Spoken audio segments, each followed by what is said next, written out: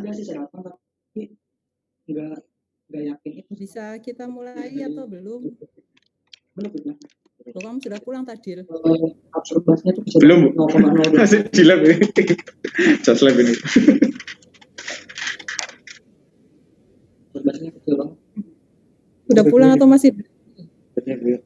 Masih di lab. Saya di gedung sebelah iki opo cara connect internet iki. Pusing. Tahu. Sudah ya, kita mulai ya.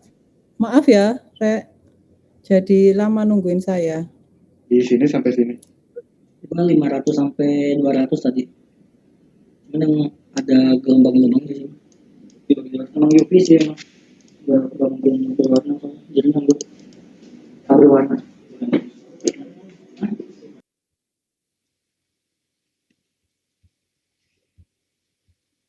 Baik, kita mulai dulu. Assalamualaikum warahmatullahi wabarakatuh.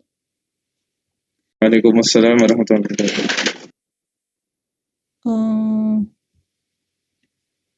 Saya lupa belum upload materinya ke Classroom kayaknya ya. Nggak apa-apa lah. Kita lanjutkan dulu ya, nanti setelah ini tak upload filenya, maaf. Jadi minggu lalu kita sudah berdiskusi terkait banyak hal. Salah satunya biomasa sebagai bahan dasar yang bisa kita gunakan untuk biofuel. Nah, minggu lalu banyak pertanyaan dari kalian terkait beberapa pertanyaan ya terkait reaksi-reaksi dalam pemanfaatan biomasa itu. Nah, hari ini kita bahas terkait itu. Saya lihat di materi yang disampaikan Pak Ratmo ada sedikit yang sudah disampaikan terkait biodiesel. Ya, terkait biodiesel. Nah, hari ini saya ingin menyampaikan ke kalian terkait green diesel. Jadi, apa bedanya dengan biodiesel yang sudah ada? Kemudian bagaimana cara mendapatkan dan lain-lain ya. Jadi, lebih banyak kita berdiskusi terkait reaksi-reaksi kimia yang digunakan untuk mensintesis green diesel. Gitu. Nah, apa itu biodiesel, kemudian apa itu green diesel? Definisinya bisa kalian lihat di sini. Jadi, walaupun sama-sama ada dieselnya, diesel di sini berarti hidrokarbon dengan nilai karbon yang lebih dari 15 ya, antara 13, 15 sampai 18 kalau nggak salah. Jadi definisi secara umum seperti itu.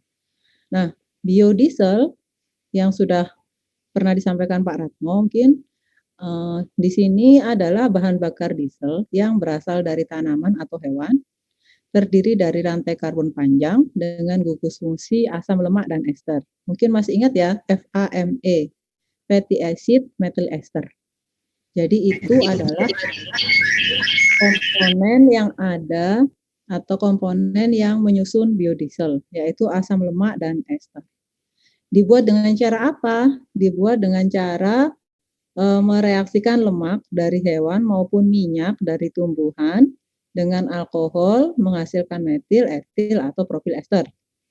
Ini adalah definisi umum tentang biodiesel. Jadi bahan bakar karbon rantai panjang yang dihasilkan dari tanaman maupun hewan, lemak maupun minyak tumbuhan ya. Komposisi utamanya adalah fatty acid methyl ester, asam lemak dan ester. Nah, sedangkan green diesel itu apa? Green diesel adalah biodiesel, turunan biodiesel juga, kita sebut dengan generasi kedua. Jadi kalau biodiesel yang di sini ini adalah biodiesel generasi ke-1, generasi pertama. Yang green diesel itu lebih populer saat ini, itu disebut dengan biodiesel generasi kedua. Bedanya apa? Bedanya kalau kalian ingat saat dijelaskan Pak Ratmo, kita bisa mendapatkan FAME, fatty acid methyl ester kan dengan reaksi ini tadi ya, dengan mereaksikan lemak atau minyak dengan alkohol. Udah itu saja. Sementara green diesel bisa diproduksi dari berbagai macam reaksi. Yang paling populer adalah reaksi katalitik hidrogenasi, dekarboksilasi, dekarbonilasi, hidrolisis. Itu. Jadi intinya tidak hanya satu reaksi saja, tapi kita bisa mendapatkan green diesel dari berbagai macam reaksi kimia yang sudah kalian pelajari tentunya. Hanya saja ada tambahannya di sini katalitik hidrogenasi. Itu maksudnya apa sih? Mungkin kalau dekarboksilasi kalian pasti sudah tahu. Oh, berarti reaksi pelepasan CO2. Dekarbonilasi ini hampir sama ya, dan seterusnya. Dihasilkan dari apa? Minyak tumbuhan atau juga bisa dari biomasa. Gitu. Tahap akhir setelah dilakukan reaksi hidrogenasi, dekarboksilasi atau dekarbonilasi itu melalui tahap destilasi fraksinasi untuk memisahkan fraksi-fraksinya. Nah, saat ini penelitian tentang green diesel itu masih relatif baru. Kemudian dari paper yang sudah dipublikasikan, paling ekonomis itu menggunakan proses hydrotreating atau pemanasan pada suhu tertentu untuk memutus ikatan C karbon-karbon dalam senyawanya tersebut hydrotreating. Jadi secara umum itu perbedaan antara biodiesel dan green diesel. Dari sini saya rasa cukup jelas ya. Kemudian mengingatkan kembali kepada kalian terkait biodiesel atau dari tadi saya sebut-sebut FAME, fatty acid methyl ester. Nah, FAME itu apa? Secara komposisi kimia similar to petroleum diesel, sama aja dengan diesel biasa yang dijual di pom bensin, itu kan biodiesel juga kan tulisannya ya. Dengan struktur atom karbon antara 10 sampai 20. Differs in that it is oxygenated and has a small number of double bond. Bedanya apa dengan diesel yang dari fossil fuel? Mempunyai lebih sedikit oksigen dan lebih sedikit jumlah ikatan rangkap, tetapi masih ada. Jadi masih mengandung oksigen maupun double bond. Minggu lalu sudah saya sampaikan adanya oksigen itu menyebabkan keluarnya gas CO2 setelah pembakaran. Double bond ini biasanya berhubungan dengan viskositas. Itu. Viskositas bahan bakarnya. Fuel characteristic will vary slightly depending upon source. Jadi karakteristik dari bahan bakarnya itu berbeda-beda tergantung dari sumbernya. Blending. FAME ini bisa secara langsung kita tambahkan ke diesel fuel yang dari bahan fosil, gitu ya. Jadi bisa langsung bercampur. Use as an additive. Nah, berapa banyak yang bisa digunakan? Biasanya maksimal 5%. To increase return and improve performance of diesel. Jadi biasanya digunakan sebagai bahan tambahan untuk meningkatkan nilai angka setan dan performa dari dieselnya. Karena lebih sedikit mengandung oksigen dan double bond. Internal combustion engine must be designed to accommodate fuel with FAME content lebih besar dari 5%. Kenapa nggak boleh ditambahkan lebih dari 5%? Karena kalau lebih dari itu, mesin kendaraan itu harus diubah dulu, modifikasi supaya bisa mengakomodasi bahan bakar dengan tambahan FAME lebih besar dari 5%. Artinya apa? Kita tetap bergantung pada fossil fuel, diesel fossil fuel. Berkurangnya hanya 5% saja. Jadi kalau ditulis biosolar gitu ya, itu sebenarnya bukan 100%. Karena mesin kendaraan itu tidak bisa langsung menerima FAME begitu saja. Hanya ditambahkan untuk meningkatkan angka setannya, ini supaya performa mesinnya lebih bagus. Tuh. Ini yang biodiesel generasi pertama. Jadi yang biasanya. Ini juga saya rasa sudah disampaikan Pak Ratmo, sumber-sumber biodiesel apa saja yang biasa digunakan: soybean, kedelai, palm, rice, cottonseed, rapeseed, ya. Ini dari minyak-minyak tumbuhan, waste oil Ini bisa dari tumbuhan atau hewan atau alga. Nah, ini nanti kita akan membahas juga sedikit tentang alga di pertemuan-pertemuan selanjutnya. Potensi alga sebagai sumber biodiesel. Gitu. Nah, bagaimana bentuknya sih? Ini dari biji kapuk ya. Kalau kita lihat seperti ini. Jadi ini warnanya biodiesel yang 100% itu FAME, fatty acid methyl ester. Karena dari reaksi hidrolisisnya dihasilkan gliserin, ini gliserinnya. Jadi harus dipisahkan antara diesel dan gliserinnya. Kemudian tadi disampaikan tergantung bahannya, kualitas fisiknya tergantung bahannya. Kalau kita lihat warnanya beda-beda ya. Susah sedikit melihatnya nih. Jadi warnanya beda-beda tergantung dari bahan apa yang digunakan.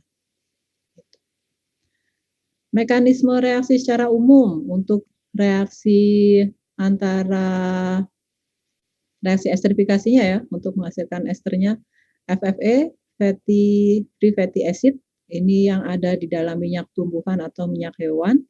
Kita reaksikan dengan metanol, dengan katalis asam, kita hasilkan ester, fatty acid methyl ester. R-nya ini nanti yang berbeda-beda. Atau ini yang kita sebut dengan biodieselnya tadi. Gitu. Jadi dari lemak hewan atau dari minyak tumbuhan plus air. Nah, kemudian tadi kok ada gliserol, datangnya dari mana, Bu? Kalau reaksi ini kan reaksi sederhana secara umum ya, general reaction-nya seperti ini. O lone pair elektron, pasangan elektron bebas dari O, akan memprotonasi H dari metanol, melepaskan air, kemudian OCH3 ini menjadi gugus fungsi yang di sini. Menjadi gugus fungsi esternya, etoksinya. Nah, padahal aslinya lemak hewan atau lemak tumbuhan itu triasil glyceride. Jadi bukan satu asam seperti ini, tapi dia dalam bentuk polimer gliserida. Kalian paling sudah sering dengar ya, triasil glyceride. Jadi ada asil, COO, ini COO. Nah, ini gugus asil sebanyak 3, linking satu sama lain. Berhubungan satu sama lain. TAG, triasil glycerides. Kemudian di sini panjangnya juga bisa berbeda-beda. Karena di sini ada 3 gugus esternya yang akan kita putus ikatan C dengan C-nya, otomatis saya perlu 3 mol metanol dengan katalis basah. Kita hasilkan FAME di sini esternya, fatty acid methyl ester, dan produk sampingnya berupa gliserol yang padatan, gliserol atau gliserin ya. Jadi ini secara umum. Kok bisa beda-beda, Bu? Nah, di sini ada C yang ada kurungnya, ada N-nya ya. C ada kurung, ada N. Nah, ini artinya apa? Berbeda-beda komposisi dari TAG dari berbagai macam minyak tumbuhan. Ini contohnya. Jadi ada hijau, biru, merah gitu ya. Ada 3 molekul yang terhubung satu sama lain membentuk polimer. Karena ada 3 molekul yang akan diesterifikasi, maka butuh 3 metanol, 3 mol metanol, katalis asam. Ini produk sampingnya gliserol. Kemudian kita mendapatkan esternya 1, ester merah, ester biru, ester hijau. Nah, kalau kalian perhatikan di sini, ini beda-beda kan R-nya ya. Ini ada yang ada ikatan rangkapnya, ini tunggal semua. Saya nggak hafal, bisa berbagai macam, ada linoleat, oleat, palmitat. Ini nanti bisa kalian pelajari sendiri. Nah, ini semua adalah biodiesel. Yang di sini FAME ini biodiesel yang sudah establis saat ini. Paling mudah reaksinya sederhana soalnya. Kalian sudah belajar reaksi esterifikasi biasa. Gitu. Tinggal di sini tantangannya harus dipisahkan antara gliserol dan FAME untuk isolasinya. Untuk mendapatkan FAME-nya. Nah, karena 3 molekul di sini kan jadi beda-beda ya. Ada yang ini ikatan rangkapnya, ada ikatan rangkap 3, ada yang tidak ada yang kelihatan nggak ya? Inilah. Nah, ikatan rangkapnya beda-beda, ada yang satu, ada yang nggak ada. Nah, produk akhir ini kan tercampur semua ya. Karena tercampur ya sudah, jadi masih ada oksigen. Ini yang tadi disebutkan bahwa FAME atau biodiesel itu memiliki kadar oksigen dan ikatan rangkap yang lebih rendah. Iya, di sini oksigennya hanya dari COO ini. Kemudian COO yang di sini, COO ini jadi lebih sedikit kadar oksigennya dibandingkan dengan diesel yang biasa. Dari sini ada yang mau ditanyakan terkait biodiesel sebelum kita lanjutkan ke green diesel. Apa reaksinya cuman itu, Bu? Iya, reaksinya cuman reaksi esterifikasi dengan katalis asam ini saja untuk menghasilkan FAME. Kalau kita berangkat dari triasil glyceride. Gitu. Reaksi esterifikasi saja itu kan tidak hanya asam dan metanol ya, bisa aja asil halida dengan metanol. Tapi kan kita tidak membahas asil halida. Kenapa kok digunakan asam di sini? Karena kenyataannya kalau kita menggunakan bahan dasar minyak tumbuhan yang kita dapatkan adalah ini, glyceride, triasil glyceride. Itu.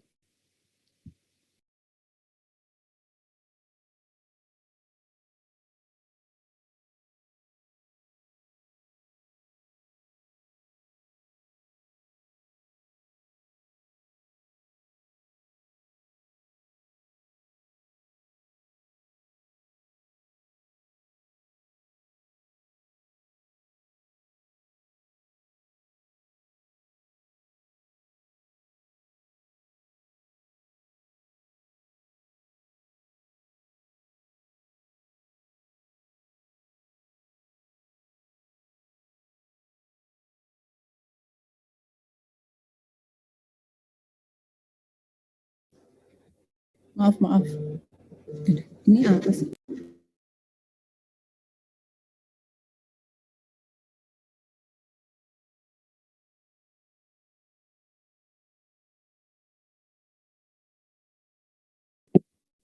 Maaf, hari ini terlalu banyak agenda di luar rumah. Ada yang mau ditanyakan kah? Tidak ada? Oke, kita lanjutkan. Yang berikutnya tentang green diesel. Nah, tadi sudah disampaikan ya di awal, green diesel itu bisa dihasilkan dari berbagai macam reaksi, berbeda dengan FAME tadi. FAME hanya dari satu reaksi saja, yaitu esterifikasi. Kalau green diesel bisa dari hidrogenasi, dekarboksilasi, dekarbonilasi, kondensasi, hidrotreating, hampir semua reaksi kimia kayaknya. Seperti minggu lalu yang saya sampaikan, dari lignoselulosa sampai jadi bahan bakar itu butuh jalur yang panjang. Jadi di sana melibatkan banyak reaksi. Gitu. Nanti secara sekilas kita pelajari satu persatu.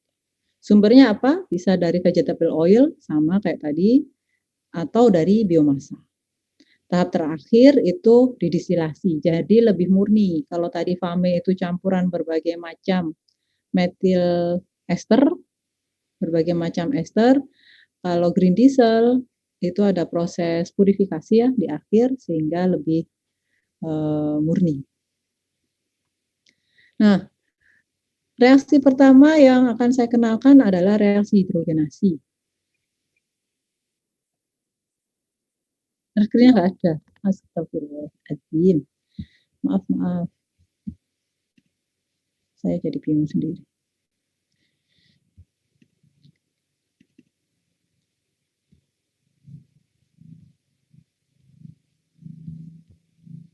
Sekarang sudah terlihatkah?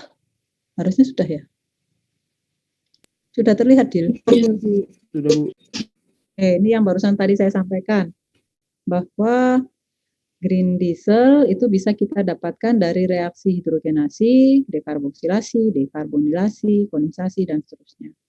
Sumbernya vegetable oil atau biomasa. Tahap terakhir menggunakan destilasi. Nah, tahap pertama. Reaksi pertama yang akan saya kenalkan di sini adalah reaksi hidrogenasi. Di kimia organik saya rasa Anda sudah pernah mendengar, kalaupun lupa pernahlah ingat-ingat dikit tentang reaksi hidrogenasi. Tipikalnya karena reaksinya hidrogenasi ya, berarti kita menambahkan hidrogen ke dalam suatu senyawa. Gitu. Karena hidrogen itu bertambah, berarti tipikalnya adalah tipikal reaksi reduksi. Kita memasukkan hidrogen. Bahan dasar apa yang bisa kita gunakan? Secara umum, reaksi hidrogenasi itu adalah reaksi adisi ikatan rangkap dari CC ikatan rangkap 2 atau rangkap 3 ditambah dengan H2, kemudian dengan menggunakan katalis logam, kita hasilkan alkan. Jadi dari etena, kemudian dihasilkan etan. Jadi kalau tadi disebutkan Fame itu berkurang ikatan rangkapnya, karena dari bahan dasarnya memang tidak ada ikatan rangkap. Nah, kalau green diesel bisa lebih sedikit lagi ikatan rangkapnya karena melalui reaksi hidrogenasi. Jadi kita mengadisi ikatan rangkap menjadi ikatan tunggal. Kemudian di sini ada tulisannya ya, nikel katalis. Gitu. Menggunakan katalis logam, biasanya nikel, platinum, dan lain-lain. Mekanisme reaksinya seperti apa? Nah, karena menggunakan katalis logam atau katalis heterogen, maka ilustrasi mekanisme reaksinya bisa dilihat sebelah kanan ini. Yang biru-biru ini adalah logamnya. Kemudian tahap pertama itu hidrogen akan teradsorpsi pada permukaan logam. Seperti ini ya. Alkena juga teradsorpsi ke permukaan logam. Tahap kedua adalah adsorpsi atau bukan adsorpsi, adisi ikatan rangkap oleh hidrogen yang telah teradsorpsi ke permukaan logam. Dan desorpsi, pelepasan produk. Jadi secara sederhana ilustrasinya seperti ini gambarnya, reaksi hidrogenasi. Tujuannya apa? Untuk mereduksi ikatan rangkap menjadi ikatan tunggal. Kenapa harus direduksi? Karena akan berhubungan dengan aktivitas dari bahan bakarnya.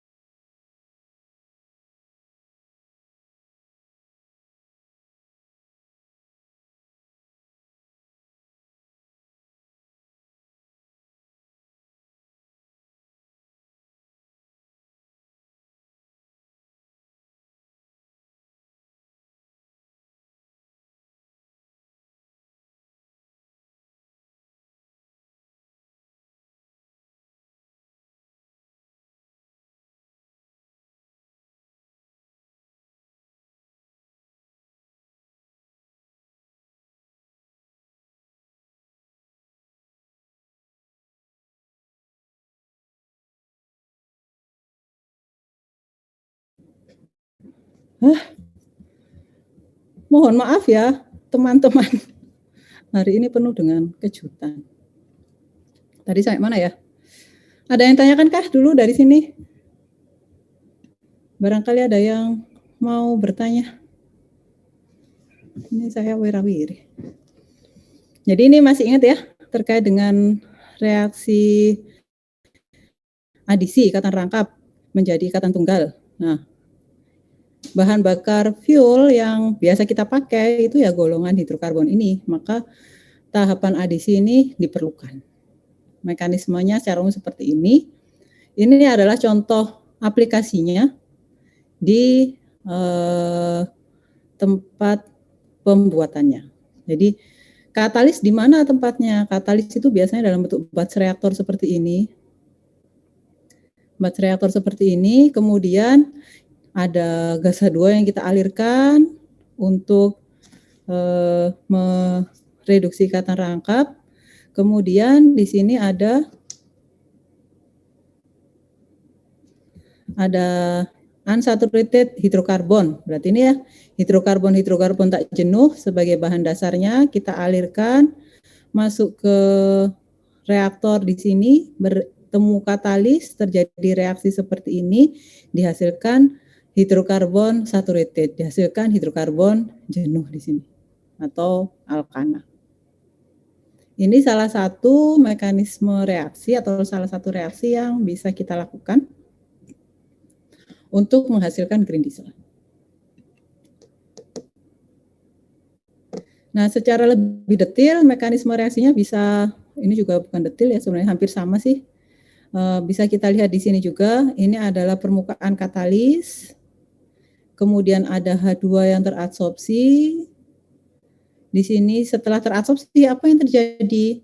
H dan H kan semula berikatan satu sama lain ya. Ketika teradsorpsi, H ini akan berikatan dengan permukaan katalisnya. H akan berikatan dengan permukaan katalisnya. Jadi teradsorpsi pada permukaan katalis. Kemudian small bio oil molecule. Jadi molekul-molekul yang akan kita hidrogenasi itu teradsorpsi juga di sini. Nah, setelah itu terjadi reaksi hidrogenasi menghasilkan produk hidrogenasi. Produk samping lain yang terjadi apa? Bisa saja jika molekulnya itu terlalu besar, ini big bio oil molecule akan bereaksi dengan H, kemudian menghasilkan dengan reaksi polimerisasi ya, menghasilkan coke, menghasilkan polimer. Bisa juga menghasilkan produk hidrogen. Jadi reaksinya bisa menghasilkan banyak produk. Ini biar kelihatan semua. Ini hydrogenated product. Jadi jika molekulnya kecil, maka hidrogenasi itu otomatis pasti akan terjadi menghasilkan produk hidrogenasi.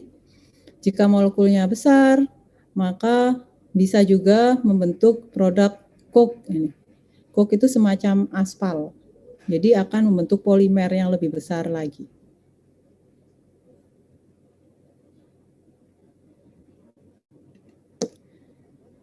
Nah, terkait dengan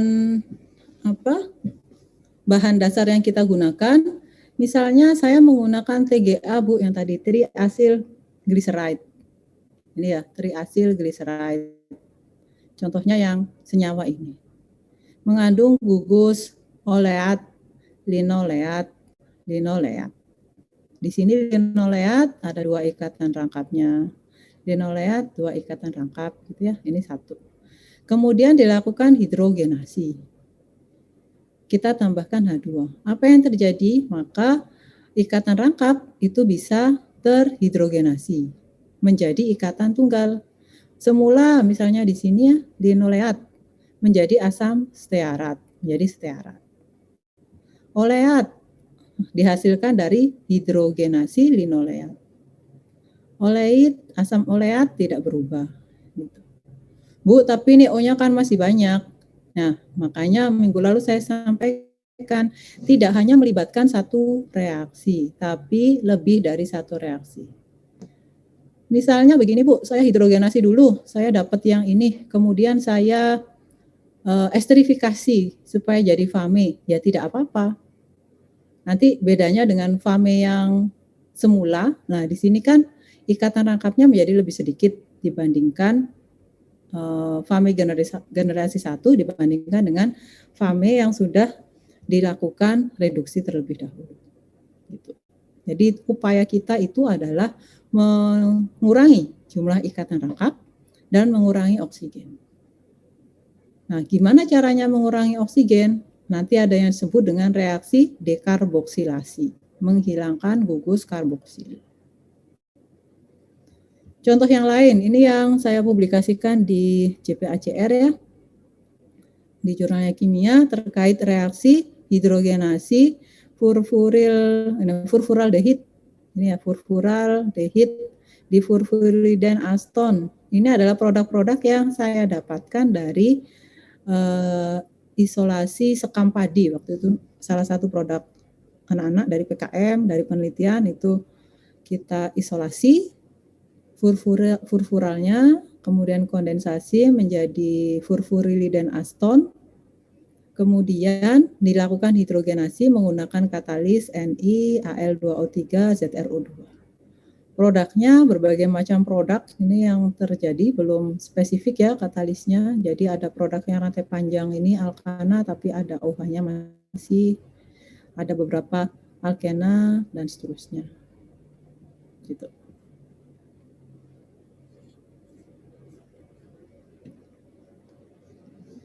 Nah, kalau di sini tadi saya sebutkan, ini kan reaksinya satu tahap, hanya ada satu tahap reaksi, hidrogenasi menghasilkan ini, hidrogenasi menghasilkan itu. Nah, yang sekarang menjadi sangat populer itu adalah efisien sintesis. Bagaimana efisien sintesis itu? Sintesis yang satu tahap, tapi langsung dihasilkan hidrokarbon. Ini yang saat ini sangat populer. Gitu ya. Dari apa? Contohnya selulosa dihidrolisis dengan air menggunakan katalis platina dan zeolit. Ternyata CO2-nya lepas. Gitu ya, CO2-nya lepas, reaksinya dekarboksilasi. Produknya langsung produk hidrokarbon. Nah, ini adalah hasil-hasil penelitian yang sangat prospektif untuk dikembangkan karena dalam satu tahap reaksi menghasilkan hidrokarbon secara langsung. Sainsnya di mana, penelitiannya di mana? Ini yang diteliti adalah bagian ininya, katalis yang digunakan untuk reaksi. Jadi katalisnya bisa melakukan reaksi pemutusan ikatan, reaksi depolimerisasi ya, ini dari polimer menjadi hidrokarbon yang kecil-kecil. Kemudian selain itu dia bisa melakukan dekarboksilasi, pemutusan ikatan CO, melepaskan karboksil. Jadi di akhir reaksi ada C3H6, C3H8. Nah, C3H6 kan berarti alkuna ya, CnH2n. Alkena ya, CnH2n. C3H8 ini berarti golongan-golongan alkana, CnH2n plus 2. Ini juga CnH2n plus 2. Jadi ada alkena, ada alkana. Ya, seperti itu tantangannya masih. Walaupun hidrokarbon, tapi ternyata masih ada ikatan rangka. Katalis yang lain, ketika saya gunakan rutium dengan zeolite, ternyata produknya berbeda. Produknya yang di sini, gliserol. Nah, tapi bahannya dari selulosa juga sama, dari selulosa, satu katalis, menggunakan katalis satu aja, RuH zeolite, dihasilkan produk yang seperti ini. Jadi berbeda kan ya? Artinya peluang Anda sebagai seorang peneliti itu mengembangkan suatu katalis yang spesifik untuk menghasilkan produk tertentu. Produk yang berdaya guna. Seperti itu.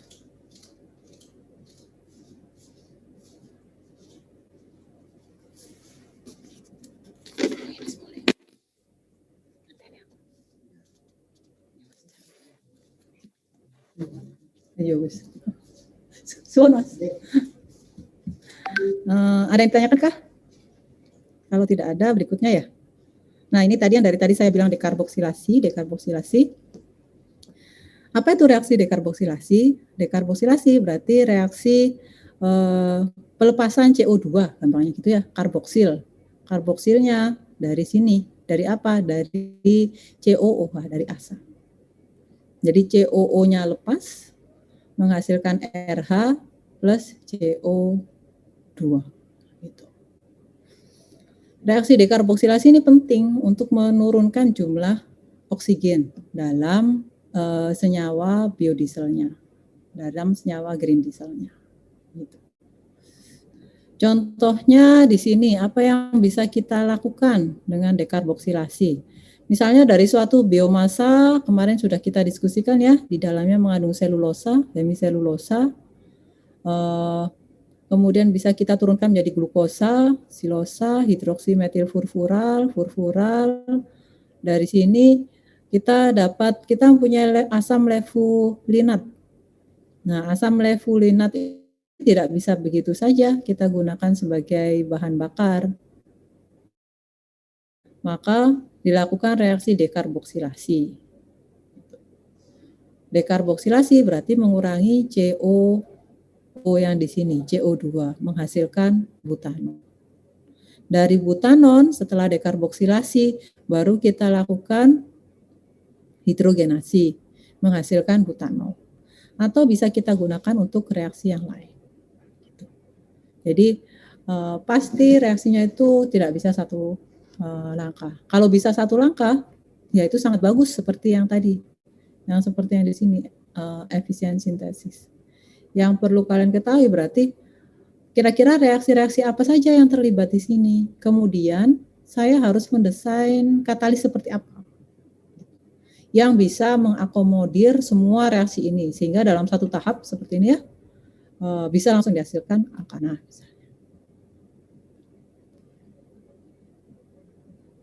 Jadi itu reaksi dekarboksilasi. Makanya tadi yang saya sampaikan di sini ya, misalnya setelah hidrogenasi dihasilkan senyawa yang di sini, kita lakukan esterifikasi, nanti lepas gliserolnya menjadi ester, kita bisa juga melakukan dekarboksilasi. Yang berikutnya katalitik hydrotreating yang lagi populer itu ya, namanya hydrotreating, treating. Nah, ini adalah menggunakan hidrotermal, menggunakan pemanasan. Gitu, menggunakan pemanasan. Contoh reaksinya yang di sini. Dari glukos dilakukan dehidrasi, pelepasan air. Bisa kita lakukan dengan memanaskan pada suhu lebih besar dari 160, didapatkan HMF. Kemudian polimerisasi. Kemudian setelah itu untuk polimer yang panjang ya, tujuannya polimerisasi apa? Tadi untuk diesel kita perlu jumlah atom karbon yang banyak, sehingga perlu banyak karbon. Salah satu reaksi yang bisa kita lakukan adalah reaksi kondensasi, sehingga dia menjadi polimer yang panjang. Gitu.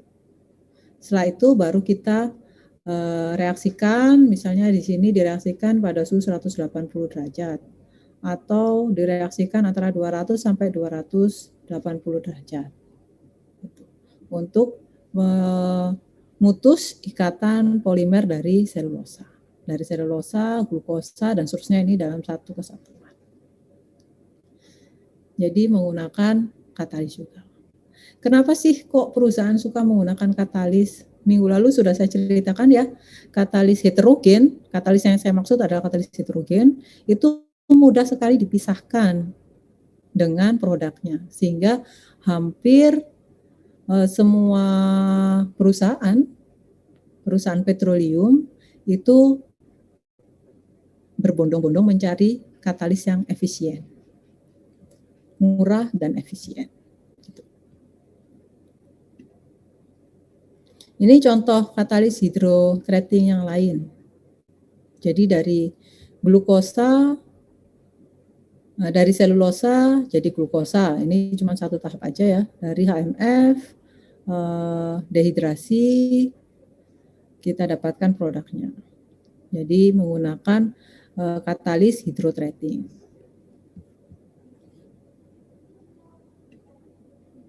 Jadi sangat banyak sekali reaksi-reaksi yang bisa kita gunakan untuk membuat biodiesel generasi kedua. Ini pirolisis sudah saya sampaikan ya minggu lalu. Jadi dari selulosa bisa kita lakukan pirolisis, pemanasan pada suhu tertentu. Dihasilkan glukosa dan molekul-molekul lain yang banyak mengandung oksigen. Setelah itu baru kita dehidrasi atau diepoksidasi tergantung tujuan akhirnya. Kebetulan di paper ini dia membuat furan. Itu dari selulosa. Jadi dari biomasa selulosa, lignin, hemiselulosa, kita bisa mendapatkan banyak material, banyak bahan. Tidak hanya diesel, tetapi bahan kimia yang lain. Misalnya furan ini kita gunakan untuk solvent. Gitu ya. Ini reaksi yang lain, contoh reaksi yang lain, selulose atau selubiose dihidrolisis dengan katalis asam. Di sini solid acid. Nah, katalis asamnya adalah padat. Dihasilkan glukosa, kemudian oksidasinya dengan menggunakan logam nanopartikel dihasilkan asam glukonat. Jadi contoh-contoh yang saya tunjukkan di sini tidak melulu terkait dengan diesel, tetapi reaksi-reaksi itu sebenarnya adalah reaksi yang umum kita gunakan di berbagai reaksi organik. Ini slide-nya sudah habis nih. Ada yang mau didiskusikan? Jadi hari ini saya memperkenalkan itu, biodiesel dan green diesel. Ada yang mau ditanyakan kah? Yep.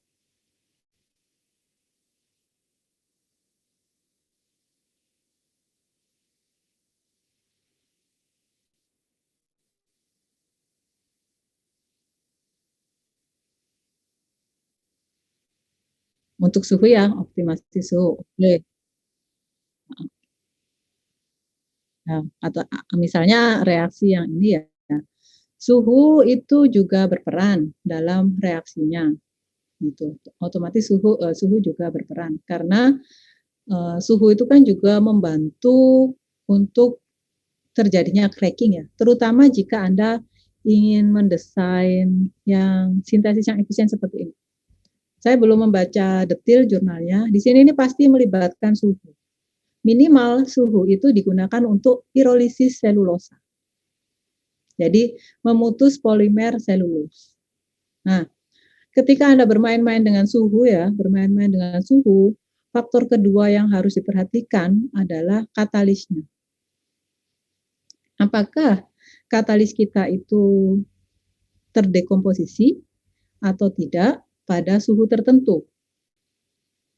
Jadi untuk skala lab itu suhu 300 itu sudah sangat tinggi. Jadi biasanya kita tidak melakukan reaksi pada suhu 300 kecuali punya reaktor khusus ya emang didesain untuk suhu tinggi. Tapi kalau hanya menggunakan pemanasan minyak, Anda tidak akan bisa mendapatkan suhu 300 karena sangat terbatas. Di perusahaan pun itu juga termasuk suhu, reaksi dengan menggunakan suhu itu menambah cost. Jadi menambah pengeluaran. Pasti bos Anda bilang, bisa nggak kalau nggak pakai suhu? Jadi apakah selalu bisa kita variasikan suhunya? Reaksi pada suhu ruang itu sangat tidak mungkin ya. Reaksi pada suhu ruang itu mengakibatkan reaksinya menjadi sangat lambat. Kalau Anda belajar termodinamika dan kinetika kan gitu ya. Termodinamik itu biasanya pada suhu-suhu yang rendah, tetapi lama reaksinya. Efek kinetik itu biasanya dipengaruhi oleh suhu. Ya udah saya mau cepat, naikkan aja suhunya. Gitu. Maka reaksinya akan secara kinetik itu akan menghasilkan produk kinetic control. Kalau dulu Anda belajar KOF, ada thermodynamic control reaction, kinetika control reaction. Kalau saya mau mendapatkan produk-produk yang stabil, nggak peduli waktu, maka suhunya rendah-rendah saja. Misalnya reaksi pada suhu 100 derajat, gitu ya. reaksi pada suhu 150 itu kita masih oke lah bisa dikerjakan di lab. Lebih dari itu kayaknya susah. Kalau buat pabrik juga sama, cost produksinya akan meningkat. Jadi apakah selalu harus suhu tinggi atau bisa kita variasikan suhu? Tentu saja bisa. Tapi faktor lain yang berpengaruh adalah misalnya di sini tadi suhu itu penting di sini pasti untuk melakukan hidrokatalitik ya, hidrokatalitik. Untuk melakukan pirolisis, pemutusan polimer. Jadi pemutusan ikatan salah satunya kan bisa dengan menaikkan temperatur. Tapi katalisnya dilihat stabil apa tidak. Oh, stabil. Ya udah bisa kita jalan dengan menggunakan suhu tinggi. Kalau suhunya rendah, ya reaksinya lama. Reaksi lama juga perusahaan nggak mau dong. Wah, lama banget nih nungguin reaksinya 1 minggu cuma dapat 1 liter misalnya. Ya rugi waktu. Jadi banyak faktor yang dipertimbangkan. Artinya nanti Anda mengusulkan ke bos Anda, ini sudah saya analisis seperti ini apa pada suhu sekian ini paling optimum bos. Jadi kita melakukan reaksi dengan suhu 150 misalnya. Dari kos, nanti bagian yang hitung kos-kosnya gitu ya. Orang ekonominya, oh dengan suhu 150 ini masih masuklah di hitungan BEP untuk sekian tahun. Gitu. Jadi seperti itu. Nanti kalau Anda jadi konsultan, jadi QC atau apa ya, mengusulkan sesuatu yang baru, itu pasti Anda nggak bekerja sendiri, banyak faktor lain. Apalagi di perusahaan, pasti faktor ekonomi itu paling penting. Saya maunya yang cepet-cepet bosnya. Ya berarti reaksinya kan suhu tinggi. Kosnya juga tinggi bos kalau mau cepet. Gitu. Karena saya harus nambahin suhunya sampai 2 kali lipat, 300. Orang ekonominya bilang kalau 300 nih BEP-nya baru 50 tahun ke depan. Bosnya mau apa enggak, terserah dia. Yang penting Anda punya dasar.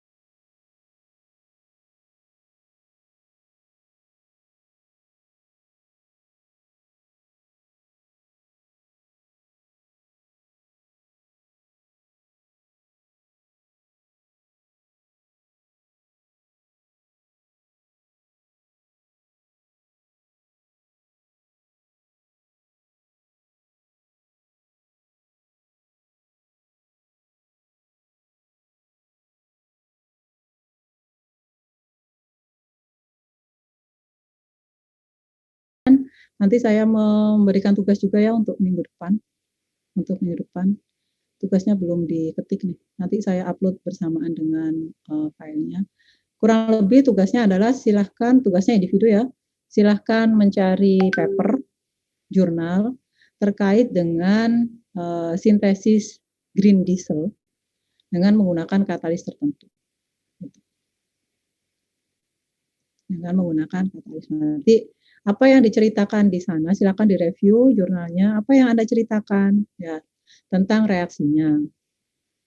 Reaksinya, apa saja reaksi yang terlibat, kira-kira mekanisme reaksinya bagaimana, efisiensi reaksinya bagaimana. Sumbernya, apakah dari vegetable oil atau dari biomass. Vegetable oil itu apa, Bu? Vegetable oil itu ya yang ini, PAG ini ya. Ini kan minyak-minyak tumbuhan. Dari biomasa itu contohnya seperti ini, dari glukosa, selulosa, hemiselulose yang minggu lalu sudah kita diskusikan. Itu bahan-bahan yang bisa kita eksplor dari suatu biomasa. Nah, kalau dari vegetable oil kan terbatas cuman begini-begini aja ya. Sementara kalau dari biomasa itu banyak sekali. Dan tahapannya juga panjang. Kalau bisa mendesain sintesis yang efisien seperti ini, pasti akan laku kalian jual di perusahaan. Gitu. Nah, tapi tadi saya sampaikan ya di sini ya. Terus saya gimana, Bu, desain katalisnya? Nah, itu ada di kuliah material katalitik heterogen di kuliah S2.